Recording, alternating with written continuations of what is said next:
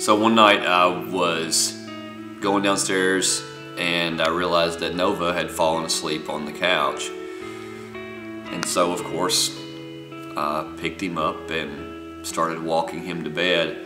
And it was just one of those moments that I thought, this is just really awesome, being able to have him close to me and being able to, you know, just have him right there with me and feel him breathing. And it was just a really awesome moment to share with him. And he didn't even realize it. He had no idea.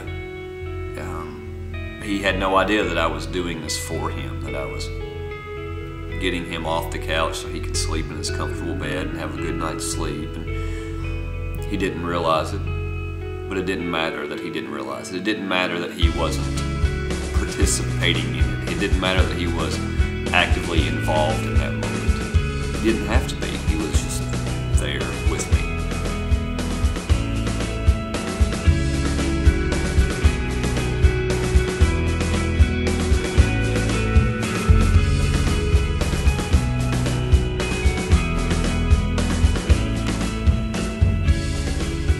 So thinking about taking Nova to bed made me think about how God sees us and how Christ intervenes in our lives.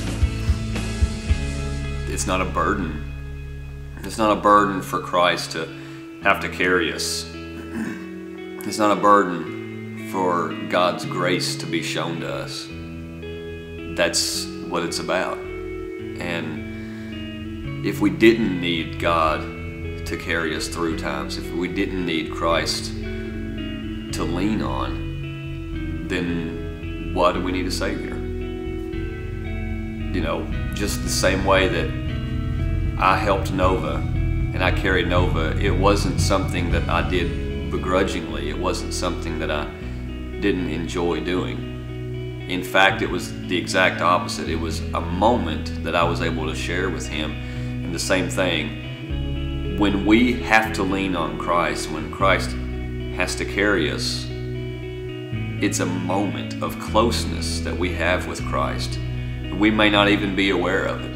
We may not even realize what Christ is doing for us, but it still happens. And it's a moment that Christ cherishes to be able to do that. It's a moment that when we know later on that God provides for us and that God takes care of us. Because right now Nova may not be able to do some things and they may seem trivial, but later on he'll know that he can depend on me. It may be tying shoes right now or shooting a basketball or homework or whatever, but doing those small things now will allow him to know later that he can count on me and I'll be there.